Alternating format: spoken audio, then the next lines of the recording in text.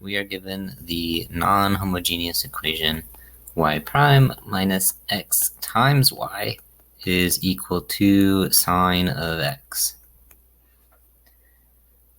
Okay, so we know that y is going to be equal to something of the form of the sum from n is equal to 0 to infinity of an times x to the power of n. So we'll be using this and its derivative to replace its derivative and y in the equation itself. And then we'll use the Maclaurin series for sine of x, which is equal to x minus x cubed over 3 factorial plus x to the 5th over 5 factorial, and so on. Okay, so we'll make these substitutions into this equation, and then what we end up with